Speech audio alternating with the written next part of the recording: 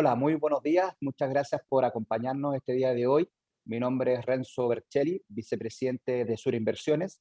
Y en esta oportunidad nos acompañará Daniel Soto, nuestro estratega jefe, y también Rodrigo Balcontín, el líder de asesoría en Sur Inversiones, para hablarnos un poco de asesoría en tiempos complejos, particularmente con la renta fija local. La renta fija local ha tenido un desempeño bastante desafiante en los últimos meses. Vemos que presiones inflacionarias que vienen de Estados Unidos, también presiones internas y toda la incertidumbre que tenemos al interior de nuestro país ha generado un alza muy importante en las tasas de interés en el mercado, lo cual ha llevado a observar muy malos desempeños a partir de mediados de febrero hasta el día de hoy. Sin más, por ejemplo, tenemos un fondo E de la FPE que ha tenido una rentabilidad negativa cercana a menos 9,5%, y también algunos fondos de renta fija de muy largo plazo que también han tenido caídas en torno a un 7 y a un 10%. Para entender un poco qué es lo que ha pasado, tener un poco las perspectivas de lo que puede ocurrir y también recibir algunos consejos de cómo administrar nuestros portafolios en renta fija, es que en primer lugar Daniel Soto nos hablará un poco de las perspectivas de mercado, hará un zoom en la renta fija local, y luego Rodrigo Balcontín, nuestro líder de asesoría, nos comentará algunas cosas muy relevantes para conocer mejor la renta fija y nos dará muchos consejos para poder gestionar mejor nuestro portafolio de renta fija local. Así que bueno, durante la presentación ustedes tendrán un chat en el cual podrán ingresar las consultas que tengan, y nosotros al final de la presentación trataremos de abordarlas todas las preguntas y poder así resolver todas sus dudas. Bueno, sin más, los dejo ahora con Daniel Soto, nuestro estratega jefe, quien nos hablará un poco del mercado general y haciendo un zoom a la renta fija local. Adelante, Daniel. Muchísimas gracias, Renzo. Primero, para entender hacia dónde vamos, yo creo que es muy necesario empezar de dónde venimos. Y en ese sentido, eh, lo que pasó durante el año 2020 es algo que prácticamente no tiene precedentes. Actualmente, lo que estamos viendo ahí en la lámina son las peticiones de beneficio por desempleo en Estados Unidos. Es decir, esta línea indica la cantidad de personas que desde el año 2000 hasta el mes pasado, cuando se quedaron sin empleo, fueron finalmente a pedir beneficios que el Estado les puede otorgar en Estados Unidos para poder solventar sus gastos. Daniel, disculpa que te interrumpa. No estamos ¿Sí? viendo la presentación. A lo mejor no estás compartiendo la pantalla. Ok, voy a compartir de nuevo. Dame un segundo.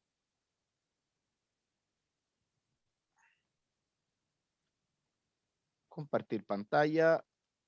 Y ahí estoy compartiéndola. ¿Me pueden, por favor, confirmar de que se está viendo la presentación? Ahora sí, muchas gracias, Daniel.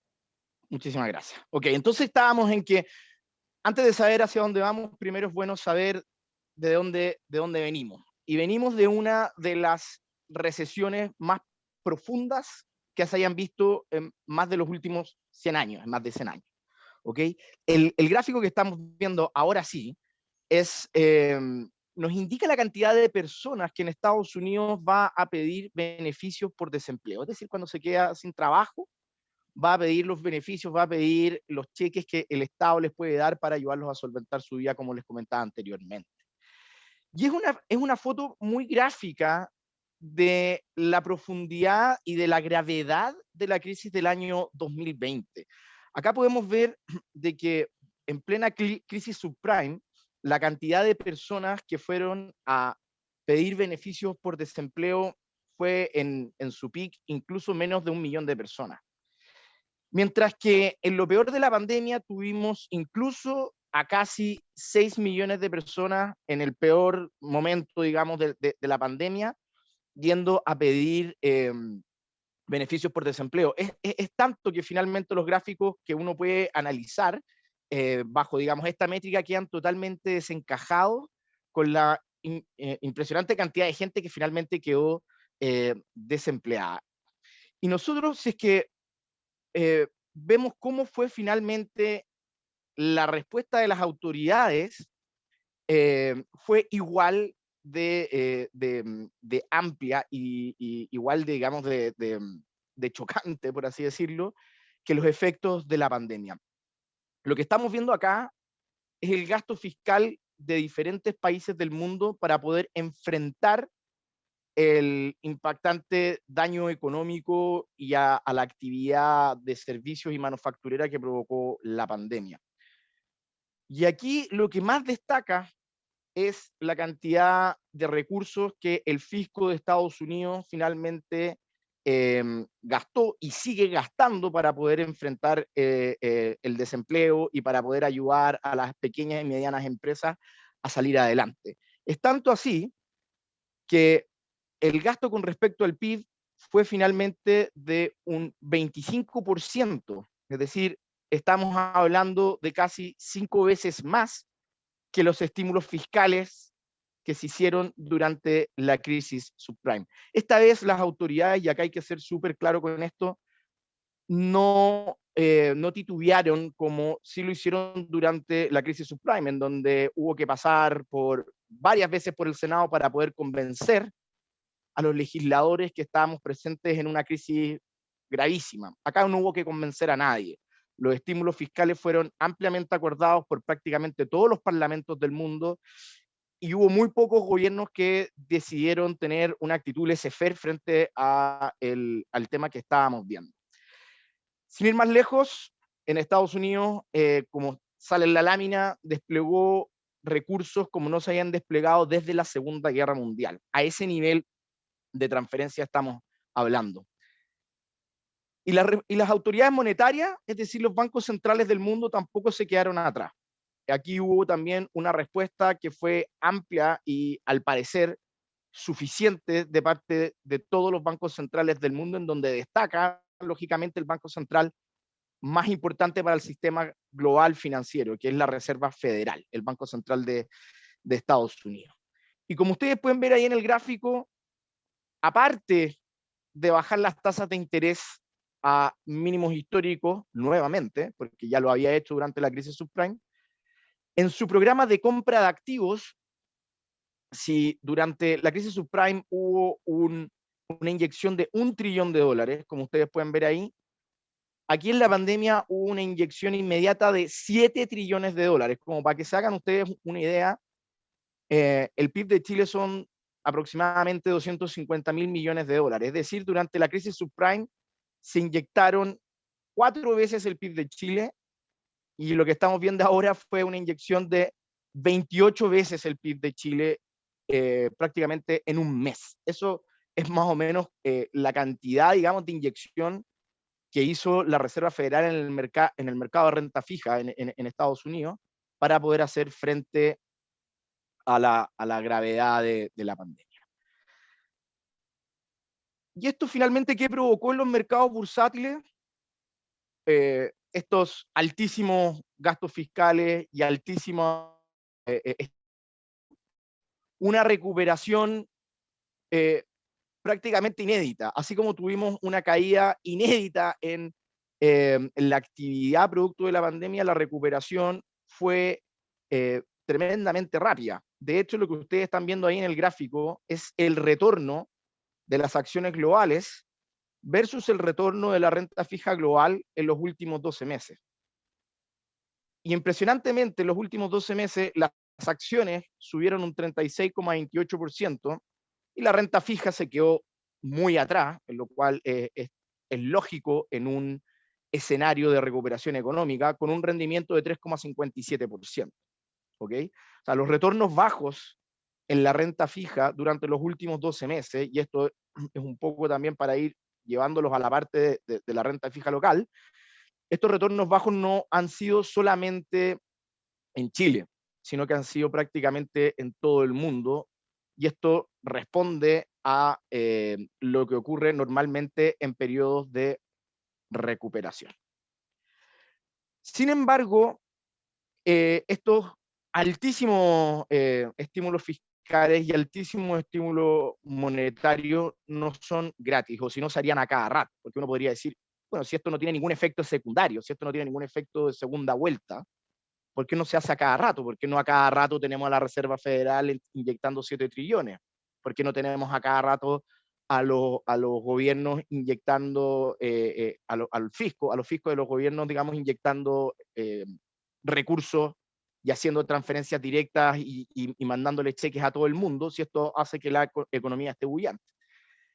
Porque esto tiene, entre otras cosas, un efecto muy indeseado, que es la inflación. Y estamos viendo señales de inflación en prácticamente todo el mundo, pero en donde más importa es en Estados Unidos. Y actualmente la inflación en Estados Unidos está marcando un 5%, niveles que no se veían desde el año 2008. Y esto puede ser que durante los próximos meses se mantenga relativamente en estos mismos niveles. La carta de navegación nos dice que esto debería ser temporal y debiera tender a caer hacia finales de año, pero lo cierto es que en este momento tenemos que lidiar con una inflación que está pujante en los países emergentes, en los países desarrollados, y también con expectativas de inflación que también están más altas que las que habían hace 4 meses atrás. Y esto es tremendamente relevante para los mercados de renta fija, que es un poco lo que también lo que nos convoca hoy. ¿Ok? ¿Por qué es tan relevante? Porque cuando tenemos escenarios en donde la inflación está alta y las expectativas de inflación están subiendo, esto motiva a los mercados de renta fija a adelantarse a que los bancos centrales van a subir la tasa de interés. ¿Y qué quiere decir que se adelanten a esta situación? Quiere decir que las tasas de interés de mercado suben con este escenario de una inflación más fuerte, de una inflación más pujante. Y como ustedes pueden ver aquí en el gráfico, estamos viendo las tasas en UF a 5 años en Chile, que están hoy día en 0,47%, y que tuvieron una gran subida durante los últimos 3 meses aproximadamente, desde el 15 de febrero están subiendo, en respuesta a la lámina que estábamos viendo anteriormente, y también a otros factores, ¿ok? Pero principalmente lo que reúne a prácticamente a toda la renta fija global, y en particular a la renta fija local, es que la renta fija se está adelantando a lo que va a hacer el Banco Central de Chile y los bancos centrales del mundo. Y cuando sube la tasa de interés, como ustedes están viendo ahí en la última parte del gráfico, esto se traduce en pérdida de capital en los bonos. Por lo tanto, acá tenemos una explicación que va desde lo que pasó en la pandemia hasta lo que tenemos en los últimos 3 meses en la pérdida de capital de la renta fija, y de por qué no solamente los inversionistas locales, los inversionistas chilenos, han visto volatilidad inusual en las tasas de interés, sino que esto también responde a un fenómeno global. Y el gran tema para la renta fija de aquí en adelante, un poco ya vimos, ya explicamos de dónde venimos, en dónde estamos, y el tema es a dónde vamos desde aquí en adelante. Y esto finalmente nos habla de un escenario tremendamente desafiante por 2 motivos. Uno, porque, como les había mostrado antes, el riesgo está más en que las tasas suban a que caigan, producto de este escenario de inflación más fuerte a nivel local y global. Y por otra parte, estamos partiendo de niveles de tasas que son tremendamente bajos. Y aquí esto es súper importante detenerse en esto, porque si yo les dijera a ustedes que las tasas de interés no se van a mover, o se van a mover muy poco, pero partimos de una base, o partimos desde un punto de partida, valga la redundancia, de tasas de interés altas, vamos a tener retornos en la renta fija que van a ser interesantes. Pero esa no es la realidad hoy día. Estamos partiendo desde tasas de interés que son bajas. Imagínense que, como ustedes ven en el gráfico, son tan bajas las tasas de interés en el mundo que incluso en Francia, en Holanda, en Portugal, en España, en Japón y en Alemania tenemos tasas de interés negativas. ¿Qué significa eso? Significa que yo me compro un bono en 100 y después, pasado el tiempo de de madurez del bono, que en este caso lo que ustedes están viendo son tasas de interés a 5 años. Pasado estos 5 años, en vez de recibir mis 100 más algo de interés de vuelta, recibo menos que esos 100. ¿Okay? O sea, a ese nivel de tasas bajas estamos hablando en el mundo. Y en Chile ahí yo les muestro la tasa de interés real de los bonos a 5 años, que actualmente está en 0,4%.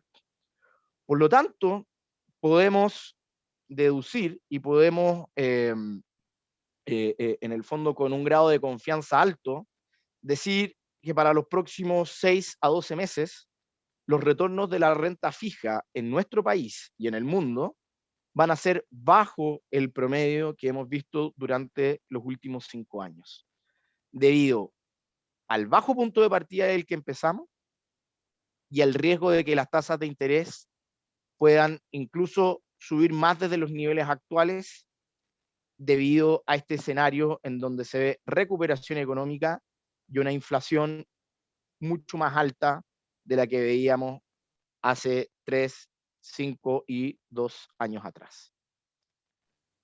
Eso es un poco el panorama con respecto a las tasas de interés en Chile y en el mundo. Perfecto, muchas gracias Daniel por la clara exposición. Haciendo un poco un resumen, Daniel nos comentaba de que, bueno, enfrentamos una crisis en el año 2020 sin precedentes, probablemente una de las crisis más importantes en los últimos 100 años, pero como comentaba Daniel, también vimos la respuesta sin precedente de parte de de los bancos centrales y también de los fiscos. Mostraba Daniel ahí cómo las inyecciones de ayuda que hizo el gobierno americano eran cerca de 28 veces el PIB de Chile en muy corto plazo. Eso sin duda ayudó a recuperar las bolsas, por ejemplo.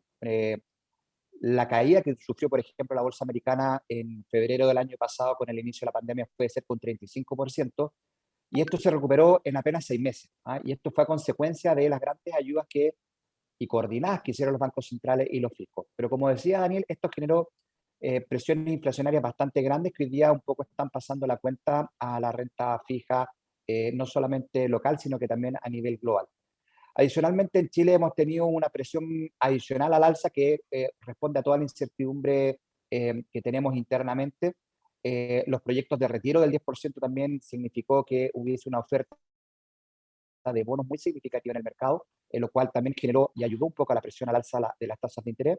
Y como decía Daniel finalmente, y antes de darle el paso a Rodrigo, el escenario no ha sido bueno, y hacia adelante se ve bastante desafiante porque los niveles de tasas de interés están en niveles bastante bajos, y también porque ya se vislumbra que estos ciclos de tasas de política monetaria, los bancos centrales de a poco la van a empezar a subir. Y eso obviamente le pone un desafío mayor a la renta fija en el mediano y largo plazo.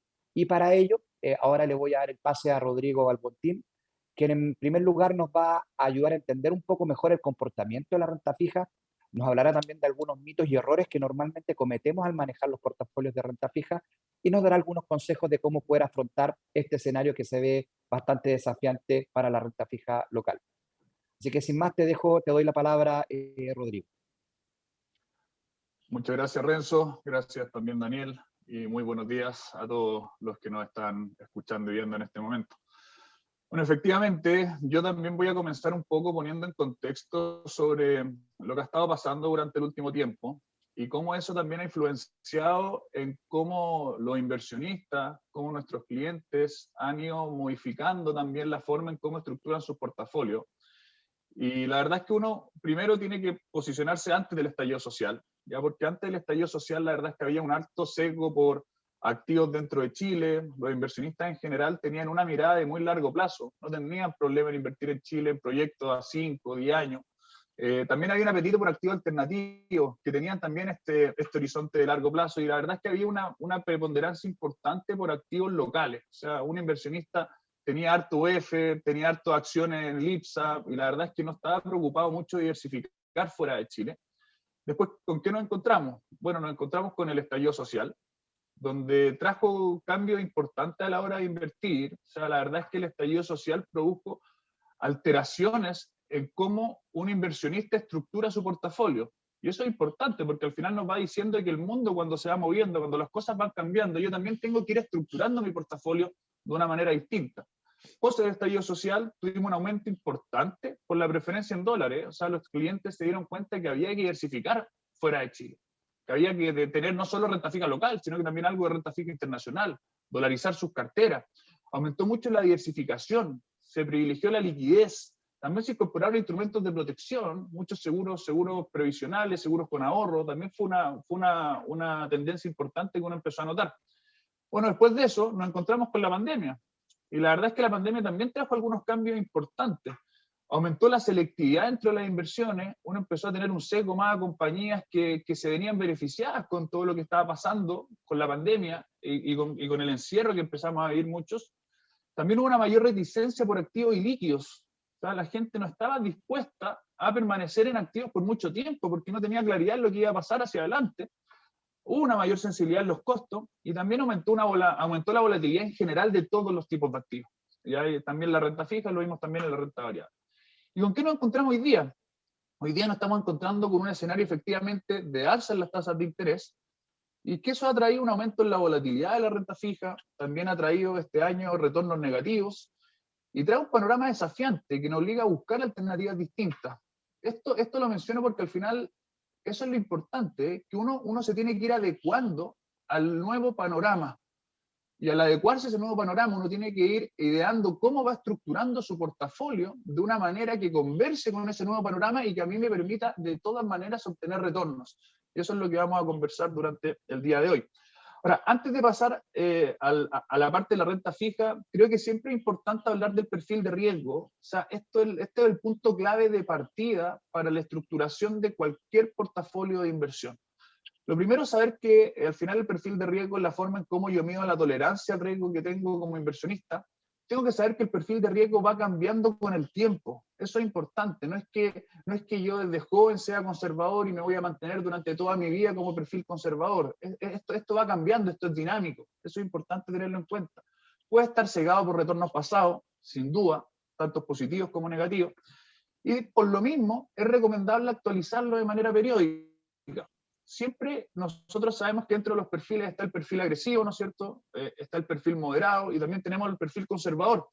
Ahora también hoy día, dado que estamos hablando de renta fija, que convoca más a los perfiles conservadores, también entendamos que dentro de los perfiles conservadores hay distintas clases de cliente o de inversionista. Está el cliente perfil conservador que no quiere perder plata y está el cliente perfil conservador que está dispuesto a asumir algo de riesgo. ¿Ya? Entonces al final acá, y yo lo dejo como reflexión, que si un inversionista invierte a largo plazo, llamemos un horizonte de 10 años, ¿hace sentido ser conservador sin horizontes de largo plazo? Lo dejo como reflexión, vamos a tratar de ir abordando esa reflexión durante el transcurso de este webinar. Por otro lado, bueno, vamos a repasar algunos conceptos de renta fija que creo que son importantes. Cuando yo me enfrento a un portafolio de inversión, yo tengo que saber cuáles son los conceptos claves que van a incidir en el comportamiento de la renta fija. Y uno que es lo que está pasando hoy día, que son las tasas de interés, donde sabemos que si las tasas de interés van al alza, esto tiene relación inversa con el precio del bono. Por lo tanto, tasas al alza generalmente se traducen en retornos negativos para la renta fija. También está la duración de los instrumentos. Acordémonos que en renta fija hay distintas duraciones. Y hay fondos mutuos con distintas duraciones, hay vehículos con distintas duraciones más altas, duraciones más bajas. A medida que la duración es más alta, es más sensible ante los cambios en las tasas de interés. También tenemos distintos tipos de emisores. Hay bonos de gobierno, hay bonos de bancos, hay bonos de empresas. También distintas calidades de los emisores. Hay emisores que son de muy buena calidad, llamados investment grade, y otros que son de menor calidad, llamados la famosa deuda high yield. Tenemos distintas monedas de emisión. Yo quiero, cuando voy a invertir en renta fija, ¿en qué tipo de renta fija quiero estar? ¿Quiero estar en CLP, en peso? ¿Quiero estar en UF? ¿Quiero estar en USD? Tienen características distintas y yo obviamente las tengo que conocer antes de invertir en un portafolio, porque esas características pueden incidir para bien o para mal, dependiendo de cuáles sean las proyecciones futuras. Entonces, por eso la importancia de conocer estos conceptos clave. Y obviamente también está el concepto de la liquidez, que viene siendo la facilidad para comprar y vender a un precio que sea justo. Todas estas cosas que estamos conversando hoy día, uno ve que de alguna u otra forma tuvieron un peso importante durante el estallido social y también tuvieron un punto importante durante la pandemia. Y otra de las cosas que también son importantes entender a la hora de armar un portafolio son los riesgos asociados a la renta fija. Primero, todos sabemos que está el riesgo mercado, que es la variación en los precios de los bonos. Tenemos el riesgo de crédito, que al final la probabilidad de que un emisor pague la deuda en tiempo no. Acordémonos que con la pandemia muchas empresas se fueron de espalda. Tuvimos hartos casos locales, tuvimos casos de Enjoy, tuvimos casos de Latam, tuvimos hartos casos que fueron emblemáticos. También está el riesgo de la tasa de interés, que es lo que estaba hablando Daniel en su presentación. Las tasas están subiendo. Las expectativas son de que sigan subiendo. Entonces, dado que las tasas sabemos que van a subir, ¿cómo me posiciono yo? Si tengo distintos tipos de alternativas, tengo distintos vehículos, ¿cuál es el vehículo que mejor se acomoda a un escenario de alza de las tasas de interés? También está el riesgo de liquidez, ¿no es cierto? Que lo comentábamos, la posibilidad de comprar y vender bonos con facilidad. Y obviamente el riesgo de moneda, eso también es clave. O sea, yo cuando invierto en renta fija local, me voy a posicionar en UF, me voy a posicionar en peso, tengo que saber bien cómo eso puede incidir en el desempeño futuro de esa inversión. Ahora, bueno, vamos a un poco a lo que pasó, lo que ha pasado durante este primer semestre del año. Y la verdad es que ha sido bien llamativo. Yo la verdad es que no tengo memoria de haber tenido unos primeros 6 meses del año tan malos para la renta fija, donde vimos que en un comienzo la renta fija había partido súper bien. Hasta mediados de febrero la renta fija andaba muy bien, pero después con todos los temores de estos brotes inflacionarios, de que si la inflación iba a ser permanente, transitoria, las tasas empezaron a ajustar al alza, tuvimos, la verdad es que caía importante, y caía importante en toda la curva de renta fija. O sea, acá todos los fondos de renta fija con duraciones sobre un año se vieron perjudicados y rentaron negativos. Ya desde el fondo E, fondo mutuo, en general abarcó a todos los fondos, no hubo ni uno que se salvara. Ahora, ¿qué es lo que yo tengo que ver hoy día? Dado este escenario, estoy en esta situación, si hoy día estoy invertido acá en renta fija, ¿qué es lo que puedo hacer? ¿Qué alternativas tengo? ¿Cómo puedo modificar mi portafolio para tratar de ir mejorando esta relación de riesgo-retorno pensando hacia adelante? Y eso van a ser una de las cosas que vamos a conversar. Lo otro importante es que aumentó fuertemente la volatilidad. Esto, para ejemplificarlo, es la volatilidad diaria del fondo que nosotros hemos estado recomendando durante prácticamente todo el año, que es el Sura Renta Local UF. Esta es la volatilidad diaria. O sea, imagínense uno como cliente, perfil conservador, que estuvo acostumbrado durante mucho tiempo a no tener grandes sobresaltos con la renta fija. Hoy día se está dando cuenta que hay días donde los fondos rentan 0,2 positivo, pero al día siguiente cae 0,3, después vuelve a subir un 0,1, 0,2, después cae 0,4, y está con una volatilidad a la que yo no estaba acostumbrado. Entonces eso también me hace preguntarme a mí, ¿estoy cómodo con esta volatilidad? ¿Estoy en el fondo que quizás se acomoda mejor a mi perfil de riesgo? Son preguntas que yo me tengo que hacer para después que las podamos abordar en conjunto con nuestros asesores. Ahora, lo importante acá, y esto es algo que uno aprende, porque al final nos hemos enfrentado con correcciones en la renta fija en el pasado, ¿sí? No hay duda de eso. Pero lo importante acá es que la renta fija se recupera siempre en el largo plazo. ¿Ya? O sea, esto es algo que no ha dejado la enseñanza. Y uno ha visto en los últimos 10 años, siempre hemos tenido correcciones en la renta fija. Pero acá, para ejemplificarlo, esta fue la caída producto del estallido social. Sura Renta Local UF, cayó un menos 4,36%. Después tuvimos la otra caída producto de la pandemia. Y si yo veo el mismo fondo 8 meses después, 10 meses después, había recuperado las pérdidas. Hoy día nos encontramos en una situación similar, ¿no es cierto?, donde producto de la subida en las tasas de interés, la renta fija ha estado cayendo. La pregunta es, ¿se va a repetir lo que se ha repetido en el pasado? Probablemente se va a repetir y los fondos se van a recuperar. El tema es el horizonte en el que lo van a hacer. Ahora, eso no quita que yo igual deba tomar algunas medidas, dado este menor desempeño esperado que vamos a tener para los fondos hacia adelante. Pero acá el mensaje es que la renta fija igual se recupera. Así que la idea es que tampoco tomemos decisiones apresuradas cuando veamos caídas fuertes, dado que eso, y lo vamos a ver más adelante también, que eso conlleva un market timing que generalmente no paga y generalmente son decisiones erróneas. Ahora también lo importante es que, dado estos escenarios, nosotros en Sura tenemos una alternativa que abarca toda la curva. O sea, para un cliente perfil conservador yo puedo posicionarme en fondos de muy corto plazo, que durante este año se han comportado bastante bien. Podemos también posicionarnos en fondos que tienen duración entre 2 o 3 años, o incluso si un cliente quisiera fondos de más largo plazo, tenemos también fondos que están en los 6, 7, 8 años, en UF, en pesos. Al final en Sura abarcamos la alternativa completa, y eso nos permite poder encontrar el fondo correcto, el fondo indicado para distintos escenarios de mercado. Hoy día estamos en un escenario donde las tasas están subiendo. Por otro lado, hay aceleración o brotes en la inflación, por lo tanto queremos UF, pero no queremos duración muy elevada. Y por lo mismo nos estamos posicionando en duraciones cercanas a los 2-3 años, que eso conversa con el fondo Sura Renta Local UF. Ahora, ¿qué otras cosas son importantes cuando yo escojo un fondo? Y lo conversábamos anteriormente con el tema de la volatilidad. Y yo esto como cliente lo tengo que conocer, yo esto lo tengo que preguntar y saber si estoy cómodo con este tipo de volatilidad. Por ejemplo, acá yo muestro los distintos vehículos que tenemos y muestro cuáles son las caídas diarias que pueden tener y cuáles son las caídas, también las subidas diarias que pueden tener. Y la pregunta es, ¿estoy cómodo con este tipo de volatilidad?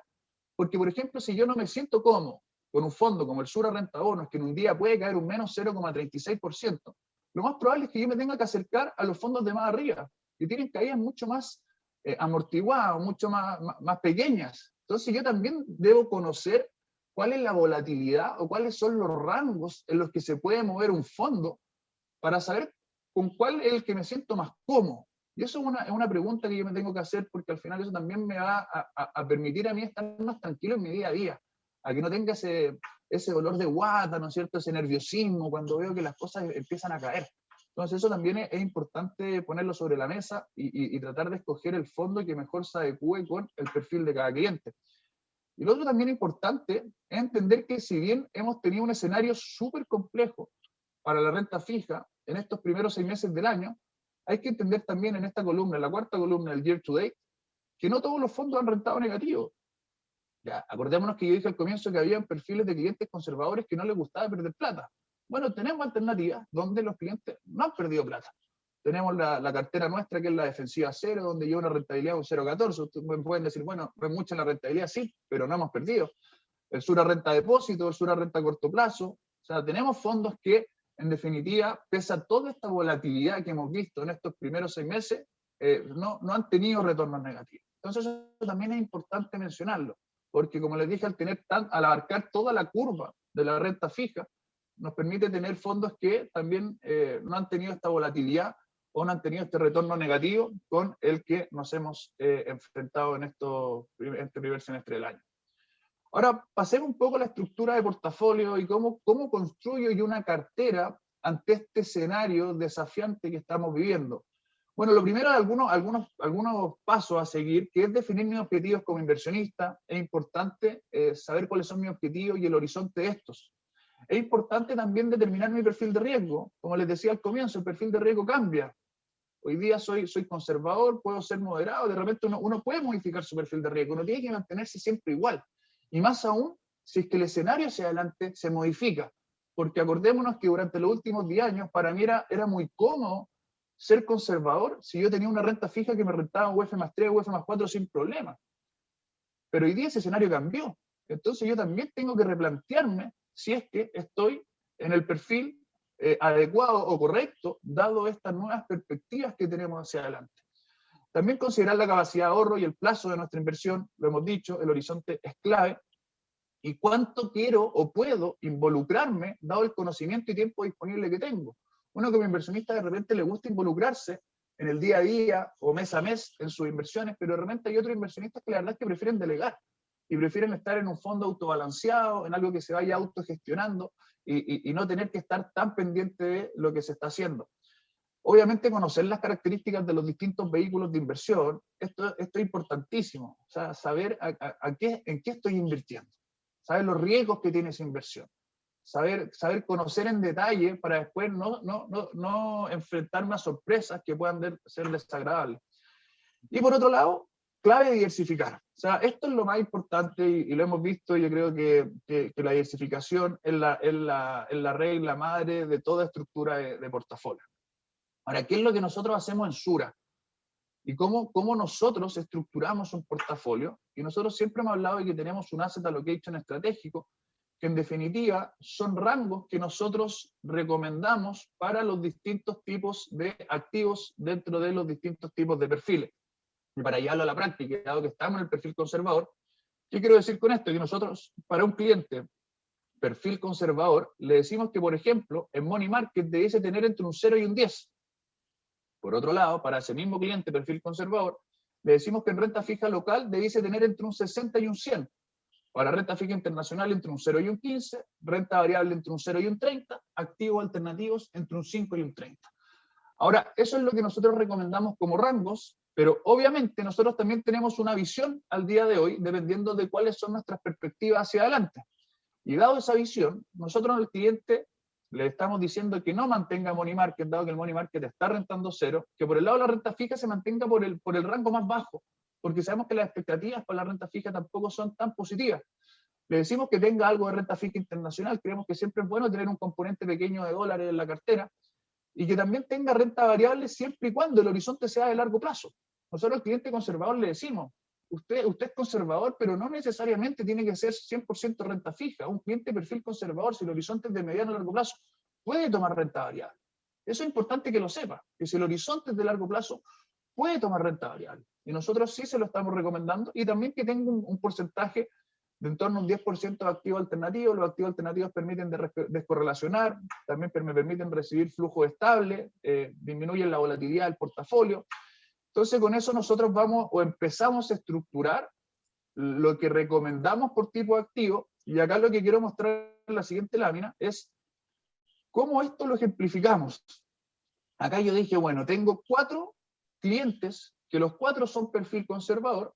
El cliente número 1, dentro de los rangos que vimos anteriormente, tiene un 50% en renta fija local, decidió poner un 30% en renta variable, tenía un horizonte de largo plazo, y un 20% en activo alternativo. Cliente número 2, también un 50% en renta fija local, quería solo un 20% en renta variable, no quería tomar tanto riesgo por el renta variable, pero sí que estaba dispuesto, dado que tenía inversiones más de largo plazo, a invertir algo en activos alternativos. Cliente número 3 no quería activos alternativos, pero sí quería tener el 30% de renta variable y un 70% en renta fija. Y el cliente número 4, 100% renta fija local. Y lo que muestro con esto es que al final los primeros 3 perfiles, los primeros 3 clientes, sus portafolios han defendido bastante mejor dado este escenario. Y eso es lo que yo hoy día me tengo que preocupar. Ahí yo me tengo que detener y decir, a ver, hagámonos algunas preguntas. ¿Soy conservador? Sí, perfecto. ¿A qué horizonte son mis platas? ¿Son previsionales o no? ¿A qué plazo las voy a empezar a ocupar? Si el horizonte es largo, hace sentido poner algo de riesgo, si todo está diciendo que la economía se va a seguir recuperando. Lo hemos visto. Entonces, hace sentido poner algo de riesgo. ¿Hace sentido tener activos alternativos si mis platas son de largo plazo? También. Me permiten, como había dicho, bajar la volatilidad, recibir flujos estables. Entonces, esas son combinaciones que me van a permitir a mí convivir con un escenario como el que estamos previendo para los próximos 12, 18, 24 meses, que va a ser un escenario donde la renta fija no tiene muy buenas perspectivas. Y por lo tanto, también es nuestro deber como Sura darle alternativa a ustedes como clientes para que nos permitan, de todas formas, seguir encontrando retornos que sean atractivos. Ahora, este mismo ejercicio nosotros lo hacemos con nuestra arquitectura abierta, con distintos productos, donde al final acá mismo cliente perfil conservador decide tener un 20% en acciones a través de nuestra cartera de Pershing. Mismo cliente conservador decide tener un 10% en el fondo A del FP. Acuérdense que el fondo A tiene un bajo costo, está bien diversificado, invierte gran parte fuera de Chile. Al fondo A también le ha ido súper bien en lo que va del año, un 8,26%. Obviamente un cliente perfil conservador que tiene que tener renta fija local y la tiene a través de nuestro fondo Sura Renta Local UF.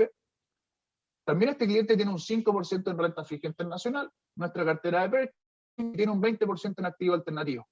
Si yo veo también el desempeño de este cliente perfil conservador, dado que está diversificando y que está estructurando su portafolio con distintas alternativas, con distintas matices, con algo de renta variable, algo alternativo, tiene un 5% en dólares, esa combinación también nos hace, en un escenario que ha sido extremadamente negativo, nos ha hecho tener de todas formas retornos que son positivos en lo que va del año. Entonces esa es un poco la estructura de portafolio que yo debiese sentarme a conversar con mi asesor.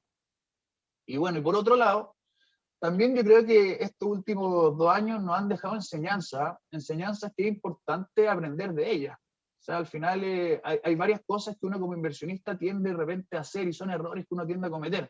Bueno, está lo típico de no querer hacer la pérdida, y esto no querer hacer la pérdida es cuando uno se enamora de alguna posición y uno tiende a mantenerla hasta el infinito y uno de repente no se da cuenta que pueden haber mejores opciones para recuperar.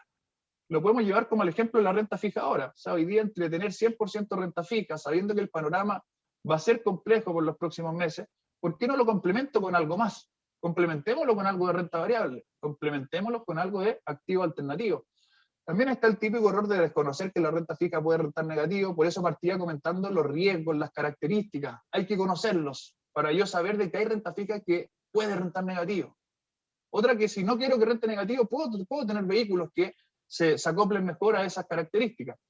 Dejarse guiar por la emoción, más en periodos volátiles, todos somos seres humanos y la verdad es que cuesta harto cuando uno se enfrenta a momentos de mucha volatilidad. Lo vimos con la pandemia, lo dijo Daniel, las bolsas cayeron fuertemente en un periodo muy corto de tiempo. ¿Qué hago ahí? Ahí hay que tratar de poner paño frío, hay que tratar de ser bien racional y hay que tratar de mantener las estrategias en las que uno está invirtiendo y mantener los horizontes de inversión. Obviamente mantener una adecuada diversificación, no desconocer los riesgos a los que yo estoy asumiendo, a los que yo estoy invirtiendo, también es un gran problema cuando yo no conozco las características o los riesgos de los vehículos en los que invierto. Obviamente hay que considerar el impacto tributario, tiene una relevancia importante también en las decisiones de inversión. Y por último punto, yo creo que es el que más incide en no lograr mis objetivos de largo plazo, es el famoso market timing. O sea, acá hay que tratar, yo sé que cuesta no hacerlo, porque uno se deja llevar mucho por la emoción, pero hay que intentarlo, hay que mantener la mente fría, hay que mirar el largo plazo, y lo vamos a ver en algunos ejemplos que les voy a mostrar acá, específicamente de market timing. En este gráfico, este es el Fondo Sura Renta Local UF, y este fue un ejemplo que quise tomar porque el año pasado estuvo perfecto para poder ejemplificar el market timing que comentaba anteriormente. Este fue un cliente que invirtió en el Renta Local UF hasta febrero del año 2020, donde nos enfrentamos con la pandemia. Este cliente llevaba ganado un 0,48, resulta que llegó la pandemia, la renta fija cayó fuertemente, llegó a caer un menos 3,22 de rentabilidad en lo que va del año. ¿Qué fue lo que hizo este inversionista? Dijo, señores, ¿saben qué? Estamos en medio de una pandemia, no sé lo que va a pasar, por lo tanto me voy a refugiar. Y el cliente se refugió y se fue a un fondo money market, se mantuvo en el fondo money market hasta octubre del año 2020. ¿Se acuerdan que en el mes de octubre fue cuando ya empezamos a tener noticias de vacunas, cuando ya empezó a haber algo más de certidumbre en relación al panorama hacia adelante? Entonces, en ese momento este cliente dijo, ok, me salgo del money market y me devuelvo al Sura Renta Local UF. ¿Y qué fue lo que pasó? El cliente estuvo invertido, se salió, hizo market timing, se refugió, se mantuvo refugiado y después en octubre de ese año volvió a tomar su posición inicial. El cliente termina el año con una rentabilidad de un menos 1,05% versus el otro cliente que se mantuvo invertido, cayó menos 3,22, pero acá decidió mantenerse en el fondo porque sabía que su inversión era de largo plazo. ¿Qué fue lo que pasó? Al final del año, el cliente terminó con una rentabilidad de un 3,13%. Si sacamos la cuenta, hay una diferencia entre uno y el otro, entre el que se refugió y el que no, de más de un 4%. Estamos hablando de un 4%, con la poca rentabilidad que hay en la renta fija, un 4% es una brutalidad. O sea, un 4% prácticamente me lo voy a ganar en un año más. Entonces, es importante no hacer market timing, es importante respetar los horizontes de inversión. El mismo ejemplo acá, con renta variable. Cartera de purchasing, 100% renta variable. El cliente partió invirtiendo, ya un 8,2% a febrero, se cayó toda la renta variable, el cliente iba con un menos 21,5%, se decide refugiar, se refugia y vuelve a la cartera de renta variable. En octubre de 2020 termina con una rentabilidad de un menos 10,56%, y por otro lado tenemos el mismo cliente que se mantuvo invertido, y se mantuvo invertido respetando el horizonte de inversión. Acordémonos que también la renta variable es de horizontes de largo plazo. Ese cliente se mantuvo invertido y al cabo del mismo año, a diferencia del otro, rentó un 54,01%. Estos mismos ejemplos nosotros los vemos también en largo plazo en distintos tipos de activos. Estos son los últimos 20 años y cómo han rentado estrategias que se mantienen invertidas. Por ejemplo, en fondos inmobiliarios en Estados Unidos, en el oro, en el S&P, en combinaciones que son balanceadas, en bonos, en petróleo, etcétera, versus clientes que tienden a tratar de anticiparse al mercado y estar haciendo cambios de entrar y salir. Este es el retorno anual promedio de un cliente que hace cambios constantemente, producto de esta emocionalidad, producto de que de repente uno cree que puede tener esta bola de cristal o que puede anticiparse al mercado. Y ese cliente promedio anual rentó un 2,5 versus todas las demás estrategias que eran buy and hold, de comprar y mantenerla, ¿no es cierto? Y que todas rentaron en mayor medida. Entonces también esa es la relevancia de respetar los horizontes, de respetar la estrategia, de confiar en los expertos. Y eso también es súper importante, confiar en los expertos. Y por último, en esto lo que muestro es que hay distintas combinaciones que yo puedo armar en términos de portafolio. Acá yo tengo clientes que están 100% renta variable versus un cliente que está 100% renta fija. Obviamente las expectativas de retorno a mayor riesgo son mayores que a menor riesgo. La volatilidad también aumenta a mayor riesgo, disminuye a menor riesgo. Pero por otro lado, la renta fija también renta negativo, y eso es lo que tenemos que saber. Entonces, resumiendo un poco y tratando de hacer un cierre con todo lo que hemos conversado, con qué nos vamos quedando. Primero, que el perfil de riesgo puede cambiar, no hay duda de eso, y debe adecuarse también dependiendo de las nuevas expectativas del mercado. Tiene que adecuarse a estas nuevas realidades que comentamos. Hoy día las tasas están subiendo, ¿qué hacemos al respecto? No podemos quedarnos como estábamos o como nos acostumbramos a invertir durante el último tiempo. Tenemos que hacer ajustes en nuestras carteras, tenemos que hacer cambios. Entender que los activos de renta fija tradicional no van a rentar lo mismo que en el pasado. Esa es una realidad. Dado lo anterior, tengo que adecuar mi portafolio a esta realidad actual. Hay que conocer estas nuevas alternativas y qué disposición yo tengo frente a estas. Hay que respetar los horizontes de mis inversiones, un tema clave. Y obviamente tratar, yo sé que es difícil, pero tratar de no dejar que las emociones controlen nuestro camino. Por último, comentar que en Sura, al día de hoy, en nuestras recomendaciones, seguimos manteniendo duraciones acotadas y alta exposición a la UEF. Esto se traduce en un fondo como el Sura Renta Local UEF. Los invito a explorar activos alternativos, explórenlos, convérsenlos con sus asesores, vean qué alternativas tenemos disponibles. Ya estos tienen flujo estable, empiezan UEF, activos alternativos como deuda privada, como renta residencial, también activos de renta comercial. Y también los invito a explorar aumentar gradualmente la renta variable, dado las nuevas perspectivas que presenta. ¿Qué es lo que digo gradualmente? Si yo soy un cliente que nunca me ha gustado tener la renta variable y tengo actualmente 0 de renta variable, probemos con aumentar un 10% y veamos cómo nos sentimos aumentando ese 10%. Si la verdad es que me siento cómodo, aumentemos un 20%. Y si es que el horizonte es largo plazo, ¿por qué no llegar a un 30%? Que es lo que nosotros actualmente le estamos recomendando a nuestros clientes conservadores de largo plazo. Entonces, eso es a lo que los invito. Yo con eso termino, así que muchas gracias. Muchas gracias, Rodrigo. Muy interesante tu presentación. Vamos a pasar ahora a la ronda de preguntas que nos han hecho a través del chat. Pueden seguir ingresando si es que así lo desean. La primera pregunta es para ti, Daniel. Rodrigo hablaba de la recuperación que en general presenta la renta fija después de las caídas. Dado las caídas que hemos tenido en los últimos 4 o 5 meses, ¿se va a ver una recuperación en los próximos meses? ¿Cuándo ocurrirá esto? Ok, Renzo.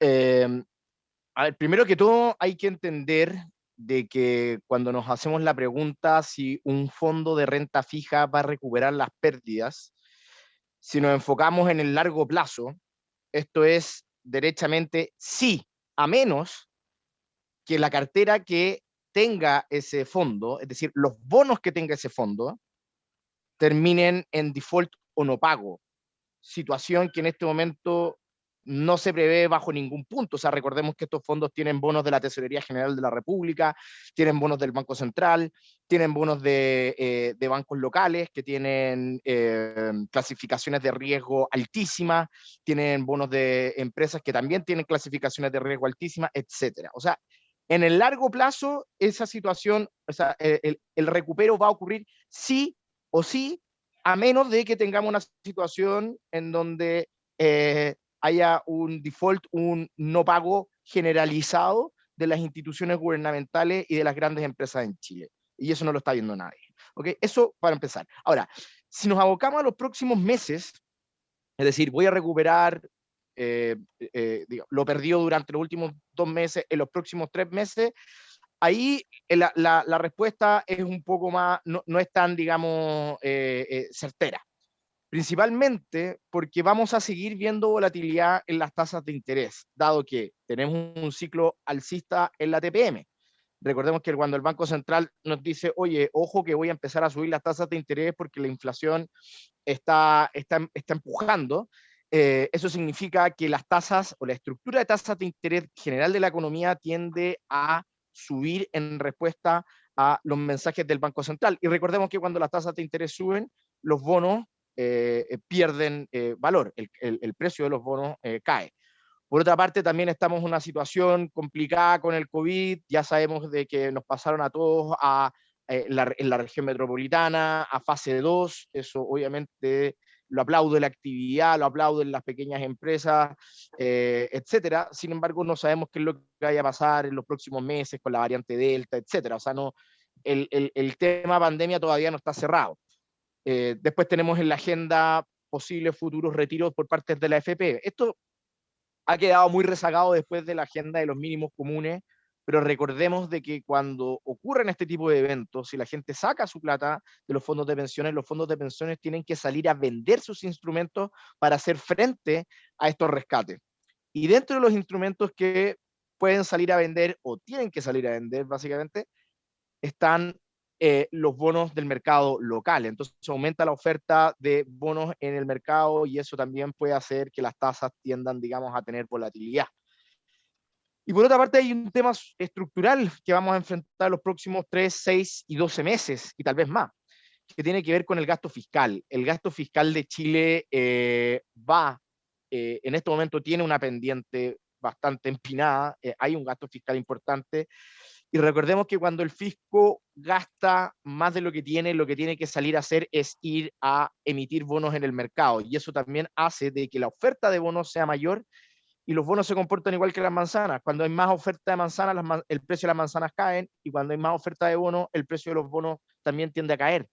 Por lo tanto, debido a todo eso, a todos esos factores que te acabo de decir, TPM al alza, situación sanitaria, retiros, que está más escondido, pero sigue ahí, y un gasto fiscal más fuerte, todo eso nos lleva a decir de que los próximos 3 a 6 meses la volatilidad en la renta fija va a estar alta, por lo tanto no podemos decir con una certeza, digamos, de 100% de que las pérdidas de los últimos 2 meses se van a recuperar en los próximos 3 meses o 6 meses. Perfecto, gracias Daniel. Hay otra pregunta también que es para ti respecto de si dado que las tasas en Chile están bajas y todo lo que tú has comentado, ¿sería recomendable invertir en renta fija en el extranjero? Hay que entender de que la renta fija internacional no es un sustituto de la renta fija local. Eso punto número 1. O sea, no son activos que se parecen ni en lo más mínimo en cuanto a retorno y en cuanto a volatilidad. Aunque ustedes no lo crean, la volatilidad de los bonos del Tesoro a 10 años es mucho más alta que la volatilidad de los bonos en peso a 10 años si lo miramos en los últimos 4 o 5 años. ¿Okay? Y a eso también tenemos que agregarle de que cuando uno compra renta fija internacional, está expuesto al tipo de cambio, casi siempre al dólar. ¿Okay? ¿Y qué volatilidad tiene el tipo de cambio? Bueno, el tipo de cambio tiene una volatilidad parecida a la de la renta variable. Por lo tanto, podríamos decir de que cuando un inversionista local compra renta fija internacional esperando retornos en pesos, que eso es lo que pasa siempre, finalmente se expone a una volatilidad en los retornos parecida a la de la renta variable. Por lo tanto, no es un sustituto. Y por otra parte, las características de lo que está pasando en Chile, es decir, alzas de tasa o presión para que las tasas suban, bajos niveles de tasas de interés de partida, es también una realidad en todo el mundo. Es una realidad en Estados Unidos, es una realidad en Europa, es una realidad en Asia emergente, es una realidad en Latinoamérica, etcétera, etcétera. Por lo tanto, no es una respuesta rápida decir, bueno, entonces si es que no está buena la renta fija local, por así decirlo, me voy a renta fija internacional. No. no son sustitutos, y lo que está pasando afuera también está pasando acá adentro. Por lo tanto, no hay, digamos, no se subsana esa situación pasando toda mi plata de la renta fija local a la renta fija internacional. Perfecto, gracias Daniel. Ahora, Rodrigo, voy contigo. Hay algunas preguntas sobre el Fondo E. Yo comentaba al inicio de la presentación de que el Fondo E desde el 15 de febrero ha tenido una rentabilidad negativa de menos 9,5% aproximadamente. Las dos preguntas puntuales que nos hacen sobre el Fondo E, la primera es, ¿qué puede hacer un cliente que está cercano a la edad de pensión, está a meses, por ejemplo, de pensionarse, y que no puede estar en otro multifondo que no sea el E? Ahí, por favor, apuntemos a explicar bien en qué multifondo se puede estar. Y la otra pregunta es, para una persona que tiene sus saldos comprometidos para pensión, ¿ya?, y que está hoy día en el Fondo E, ¿qué le estamos recomendando? Sí, bueno, primero detallemos un poco, puede que haya un error en relación a que uno como cliente que está en el Fondo E y uno pueda sentir que se siente obligado a estar en el Fondo E. Eso no es así. Ya un cliente que está pensionado, por ejemplo, tiene la libertad de moverse dentro de 3 multifondos, que son el E, el D o el C. Y estando pensionado, igual significa, hay muchas veces que uno comete el error de pensar que porque está pensionado, sus inversiones no las debiese ver de largo plazo. Está bien que uno está recibiendo una pensión. Estoy de acuerdo con eso, por lo tanto uno no tiene que tomar un riesgo que sea extremadamente alto, pero también tiene que saber que está teniendo un monto que se sigue manteniendo ahí, que es para financiar pensiones por los próximos 10, 15, 20 años. Por lo tanto, uno tiene esta libertad de ir moviéndose a un fondo que sea un peldaño de riesgo mayor, o sea, un cliente que actualmente está en el fondo E, que está pensionado. De todas formas, dado el escenario que estamos comentando y que bien explicó Daniel en la pregunta anterior, que es un escenario complejo y que va a ser desafiante y con alta volatilidad, la recomendación sería que aumente un poco el peldaño en riesgo, que ese cliente que está en el fondo E se pueda pasar a un fondo D, e incluso si su perfil lo permite, que también pudiese pasarse a un fondo C. O sea, en ese sentido no habría problema. Y para la recomendación al cliente que no está pensionado y que está próximo a pensionarse, va un poco en la misma línea. O sea, al final estamos en un escenario de recuperación económica, estamos en un escenario que no habíamos visto antes, durante mucho tiempo, que es de un escenario muy negativo para la renta fija, y acordémonos que el fondo E particularmente también tiene una duración muy elevada. ¿Y cómo lo combino o cómo yo suplo eso con el fondo D o con el fondo C? Lo suplo con algo más en renta variable, lo suplo con un pequeño delta también más en activo alternativo. Acordémonos que los multifondos también tienen pequeños porcentajes en activo alternativo. Entonces, si bien aumento levemente el riesgo, por otro lado diversifico también de mejor manera la cartera. Entonces eso es también para que lo evalúen con su asesor, que lo vean como alternativa. No tengan miedo a de repente asumir un poco más de riesgo, dado que estando pensionado o no, en el caso del pensionado, las inversiones siguen siendo de largo plazo. Perfecto, gracias Rodrigo. Había una pregunta que la tomo yo, y dado que también tú lo comentaste ahora recién, Rodrigo, nos preguntaban qué es eso de duración 2 o 3 años. En general, la duración es el plazo promedio de los vencimientos de los bonos. Por lo tanto, cuando hablamos de duraciones de largo plazo, 8 o 9 años, es en que en promedio los bonos que están en ese fondo tienen flujos a ese plazo, ¿ya?, como una pequeña acotación. Rodrigo, otra pregunta para ti.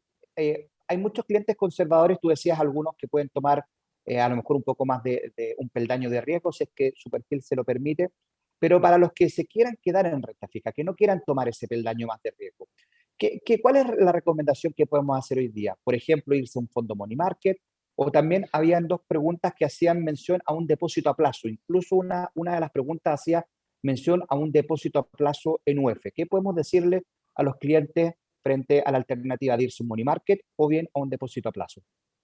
Perfecto. A ver, primero partamos diciendo que depósito a plazo en UF prácticamente en el mercado no existen, no se emiten, así que creo que va a ser bastante difícil encontrar alternativas de ese tipo. Ahora veamos los depósitos a plazo normales en peso. Hay desventajas al invertir en un depósito a plazo. Uno es que yo no puedo eventualmente postergar la carga tributaria. A mí el depósito a plazo se me vence y yo tengo que hacer frente eventualmente a la posible tributación. Y también ese amarre que me da el depósito a plazo no me permite a mí eventualmente tomar otra alternativa. Acordémonos que, a diferencia del depósito a plazo, en fondos mutuos, yo puedo invertir en un fondo money market, que me va a rentar lo mismo que el depósito a plazo, pero eventualmente este panorama va a mejorar. Tarde o temprano igual uno va a ver oportunidades. Por lo tanto, el cliente puede estar en un fondo money market y el día de mañana, cuando las cosas mejoren, puede hacer un cambio a un fondo de una duración un poco mayor, llámese un Sura renta a corto plazo, un Sura renta local UF, y va postergando esa carga tributaria hacia el futuro, por medio del MLT. Entonces, no, mi recomendación sería sin duda que si no quiere tener volatilidad, que mientras tanto esté en un fondo mutuo de duración corta, llámese Sura renta depósito, Sura renta a corto plazo, que los vimos en la presentación y que son fondos que tienen rentabilidad, sobre todo el corto plazo, positiva en lo que va del año, pero el día de mañana me permiten hacer un cambio a un fondo que tenga mejores perspectivas, postergando esta carga tributaria. Creo que eso en definitiva para el cliente es mucho mejor y es más eficiente y más conveniente también.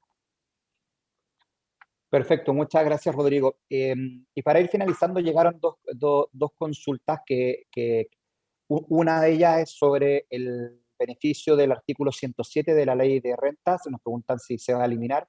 Efectivamente, está en discusión el cambio, modificación o eliminación de ese beneficio tributario a las ganancias de capital. De hecho, es una de las propuestas que está en un estudio que encargó el exministro Briones a un comité de expertos, y es probable que se vean algunos cambios. No sabemos si se va a eliminar o se va a reducir. Es decir, varios expertos hablan de una posibilidad de que no se elimine completamente ese beneficio, sino que se aplique una tasa de impuesto reducida para las ganancias de capital en el mercado accionario.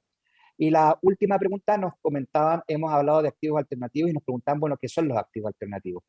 En resumidas cuentas, los activos en los cuales uno puede invertir, hay dos grandes categorías. Están los activos tradicionales, como por ejemplo las acciones de las empresas que uno compra, los bonos, la deuda que uno compra de las grandes empresas que emiten, y que por lo general se transan en mercados públicos, por ejemplo, en la Bolsa de Comercio de Santiago. Y en cambio también están los activos alternativos que se transan en mercados privados, y dentro de esos activos alternativos hay varias categorías. Las categorías que en general nosotros estamos recomendando más para los clientes conservadores son dos. Uno es la deuda privada. ¿Qué es la deuda privada? Por ejemplo, créditos a pymes, mutuos hipotecarios, leasing habitacionales, es decir, deuda que no se transa públicamente en la Bolsa de Comercio de Santiago, que no corresponde a grandes empresas, sino que corresponde a deudores más pequeños y más atomizados. Y por otro lado, el otro activo que también nosotros recomendamos es la renta inmobiliaria. Y dentro de la renta inmobiliaria hay dos grandes categorías. Una es la renta comercial, que por ejemplo son comprar edificios de oficina, comprar strip center, y por lo tanto uno tiene un bien raíz que tiene un fin comercial y uno recibe la renta de esos inmuebles. Y la otra alternativa, que nosotros esperamos tener muy prontamente novedades para ustedes, es la renta habitacional, que es decir, no es comprar un edificio de oficina, sino que comprar, por ejemplo, un edificio de departamentos y arrendarlos a personas. Nosotros ya en Sura, en el mes de abril, mayo, hicimos un programa de deuda privada, donde disponibilizamos para ustedes algunos fondos de inversión de 3 gestoras de deuda privada que generan flujos más estables y nos permiten un poco evitar esta volatilidad y el bajo retorno que tiene la renta fija tradicional. Y prontamente esperamos poder disponibilizarles a ustedes otras alternativas de deuda privada, como también otras alternativas de renta inmobiliaria que apuntan a generar flujos estables y mayores para los inversionistas. Así que bueno, con eso nosotros, y ya siendo las 10:03, queremos agradecerles por haber participado en este webinar. Esperamos que hayamos podido aclarar algunas dudas, hayamos podido dejarle algunos consejos. La invitación siempre está abierta a que se junten con sus asesores, si tienen dudas, se junten con ellos, puedan revisar su portafolio, su perfil de riesgo, y esperamos que puedan recibir la mejor recomendación por parte de nuestros asesores. Muchas gracias, Daniel, muchas gracias, Rodrigo, y muchas gracias a todos ustedes por haber participado, y nos vemos en un próximo webinar. Hasta pronto.